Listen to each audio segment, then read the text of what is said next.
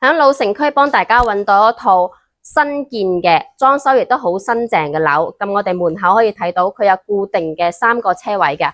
入到嚟，佢呢個門係小門，亦都可以將佢打開做一個大門。但係當然佢係入唔到車嘅。可以睇到我哋嘅花園唔算乾淨，但係都算乾淨企理大氣嘅。去返呢邊就係我哋一個屋嘅入口啦，歡迎回家。一樓咧係比較傳統嘅一個戶型。入到嚟就係我哋一個大廳啦，大廳嘅左手邊就係一個飯廳，飯廳當然一樓都係會有工位嘅，另外就係我哋一個廚房，都好實用噶。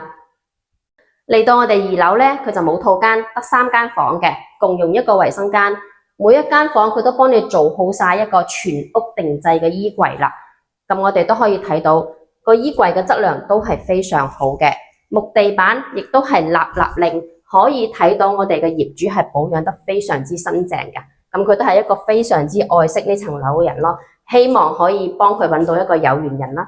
嚟到我哋3樓嘅話咧，佢一共會有一個客廳2間房嘅，其中一間係我哋嘅兒童房啦，都可以睇到佢無論係我哋嘅天花定係木地板都係好新淨嘅，立立令啊。呢邊係我哋一個客廳嚟嘅，出邊會有一個細細地嘅露台。咁另外呢邊嘅話就係我哋嘅主人房啦。主人房都可以睇到，比較大。雖然佢呢度冇衣帽間，但係佢會有2個大嘅衣櫃，都可以睇到噶啦。好，我哋去頂樓睇睇。睇完個視頻，感興趣嘅老細記得快啲約我實地睇樓啦。